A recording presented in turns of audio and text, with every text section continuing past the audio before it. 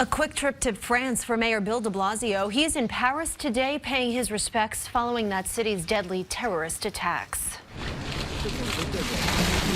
Mayor de Blasio joined the mayor of Paris, laying a wreath this morning at the memorial outside the Charlie Hebdo office. 17 people were killed in terrorist attacks earlier this month at the French satirical newspaper and at a nearby kosher market where de Blasio also laid a wreath. He made the quick trip to Paris to pay his respects, denouncing terrorism and anti-Semitism. Seeing where people lost their lives because of who they were and what they thought is a reminder that these values are always under threat. They have been throughout history.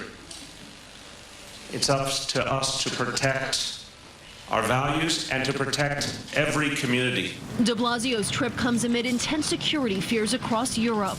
Multiple people have been arrested in several countries in anti-terror sweeps since the attacks in France. Dans un contexte comme celui-ci, the mayor of Paris expressed her deepest gratitude to de Blasio for making the trip, noting New York has experienced similar attacks. A reporter did ask de Blasio about distrust between minority communities and the NYPD, comparing it to the distrust many in France have of Muslims. He was asked what he has learned that he can pass along to Paris. Is a positive example of the fact that ultimately, if you create a society with openness to all, it tends to push away the extremes. It tends to minimize the extremes if you create a society of greater inclusion.